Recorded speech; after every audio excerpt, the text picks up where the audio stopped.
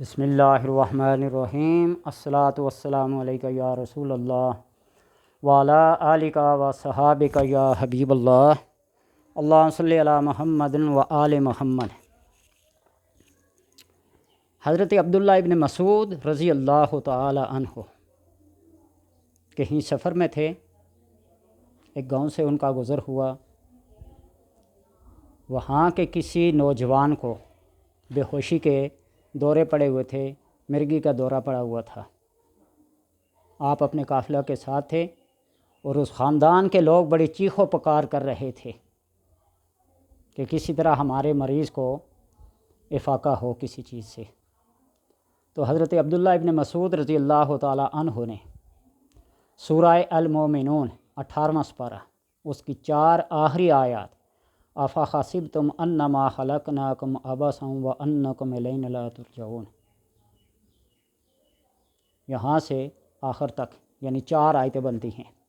یہ پڑھ کر اس کے اوپر دم کی، وہ فی الفور اچھا ہو گیا، اٹھ کر چلنے لگا۔ تو ان کے خاندان کے کسی بندے نے، مریض کے خاندان کے کسی بندے نے خوش ہو کر کچھ بکریاں ہدیتاً تحفتاً نظر پیش کی، آپ لے کے چلے آئے اور نبی اکرم صلی اللہ علیہ وسلم کے سامنے اس کا ذکر کیا کہ یا رسول اللہ صلی اللہ علیہ وسلم ایسا ایسا واقعہ ہو اور میں نے ایسا کیا ہے۔ تو آپ صلی اللہ علیہ وسلم نے فرمایا کہ تمہیں کس طرح پتہ چلا کہ ان آیات کا یہ کمال ہے؟ تو حضرت عبداللہ ابن مسعود رضی اللہ تعالیٰ عنہ فرمایا یا رسول اللہ یہ کلام اللہ کی آپ پہ نازل ہوئی، آپ نے ہمیں بتلایا اور میں نے اپنے اندازے اور اپنے قیاس سے اس کو پڑھ کر دم کر دیا۔ تو آپ صلی اللہ علیہ وسلم فرمایا والذی نفسی بیدہ، قسم ہے اس ذات کی جس کے قبضہ قدرت میں میری جان ہے، آئے جان محمد صلی اللہ علیہ وسلم،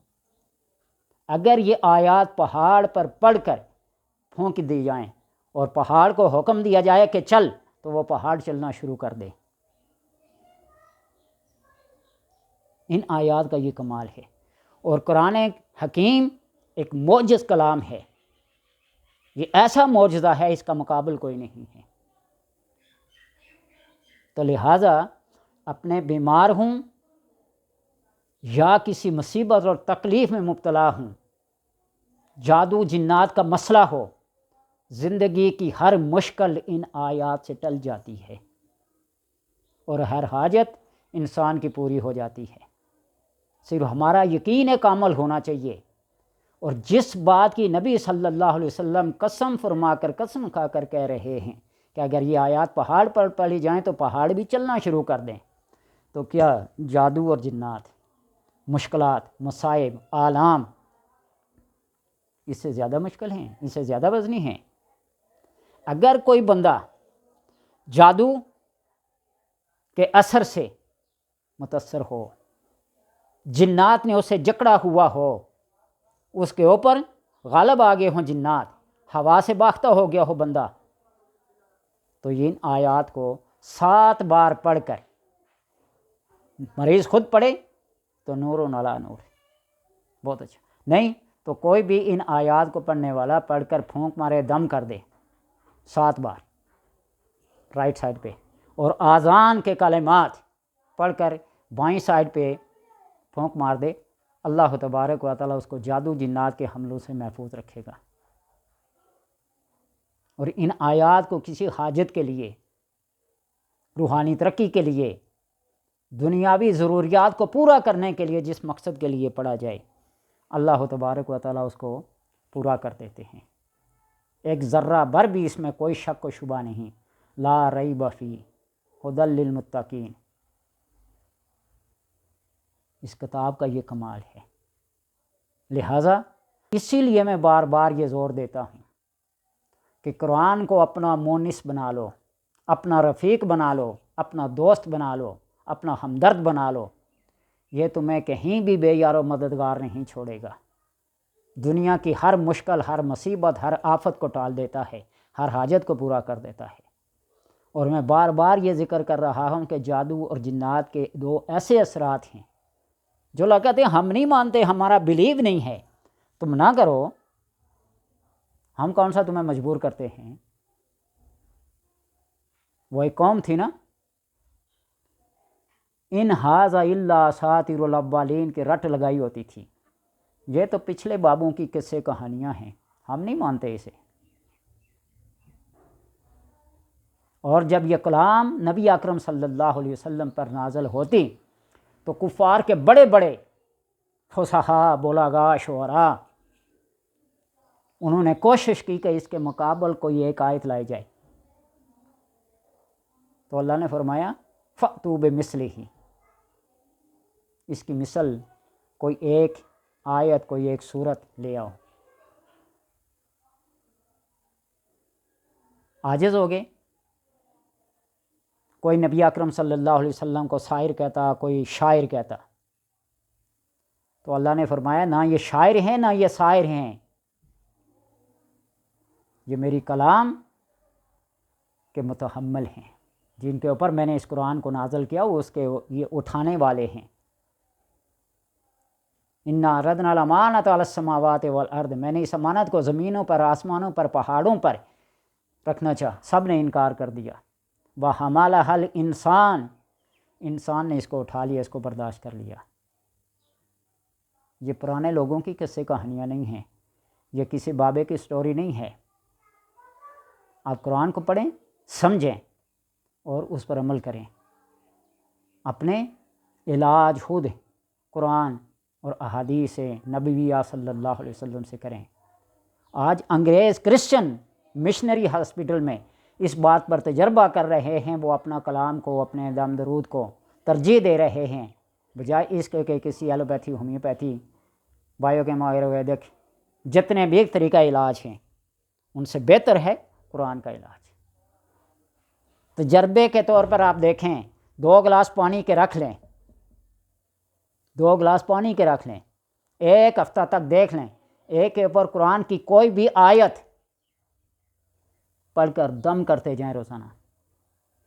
اور دوسرے گلاس میں جو پانی ہوگا اس کے اوپر غصے سے، نفرت سے، حقارت سے کوئی بھی جملہ پڑھ لیں، اس پہ بھی پھونک مار دیں۔ 1 ہفتے کے بعد پانی کا ذائقہ، پانی کا رنگ اور پانی کے بو کو دیکھنا کہ کون سا کلام اچھا اثر کرتا ہے۔ 4 پیالے مٹی کے لے لیں نا، 4 پیالے مٹی کے لے لیں، 1 میں دودھ ڈال لیں، 1 میں پانی ڈال لیں، 1 میں خوشبو ڈال لیں، اور 1 میں کسی بھی انسان یا جانور کا پیشاب ڈال لیں، وہ مٹی کے پیالوں میں خشک ہو جائیں گے ساری چیزیں۔ اور جب وہ پیالے کے اندر وہ مشک، وہ دودھ، وہ پانی، وہ پیشاب خشک ہو جائیں تو پھر ایک پیالے کو اٹھا کر سونگتے جاؤ، جس پیالے میں خوشبو ہوگی نا وہ پیالہ اپنی پہچان کرا دے گا، ہوگا وہ خشک جس طرح باقی پیالے ہیں، جس میں پیشاب تھا وہ اپنی پہچان کرا دے گا، جس میں پانی تھا، جس میں دودھ تھا، اپنی پہچان کرا دے گا۔ تو اسی طرح ان 2 پانی کے گلاسوں پر آپ قرآنی آیات پڑھ کر دم کرتے جائیں، اور دوسرے پر کچھ بھی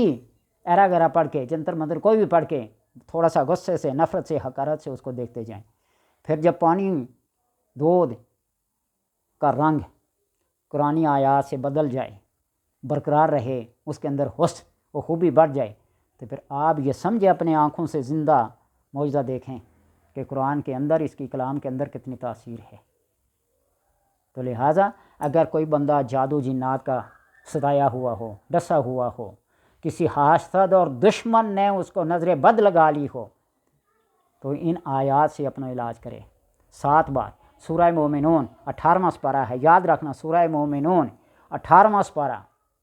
قد افلح المؤمنون الذین هم فی الصلاۃ خاشعون، اور اس کی آخری 4 آیات افحسبتم انما خلقناکم عبثا وانکم الینا ترجعون، رب اغفر وارحم وانت خیر الراحمین، آخری آیت ہے۔ ان 4 آیات کو پڑھ کر رائٹ سائڈ اور آذان پڑھ کر لیفٹ سائڈ پہ، کان میں بھی، دونوں سوراخوں میں، ناک کے نتنوں میں آپ پھونک مار دیں، جنات چیختے ہوئے بھاگیں گے۔ اور جادو کے اثرات ختم ہو کے انسان کے چہرے کے اندر اس کے کلر میں نکھار پیدا ہوتا جائے گا۔ اللہ تبارک و تعالیٰ سے دعا ہے کہ قرآن کو اپنا دوست، اپنا ولی، اپنا راہبر، اپنا رہنما، اپنا مونس سمجھ کر اس کو پڑھا جائے، سمجھا جائے اور اس کو آگے پھیلایا جائے۔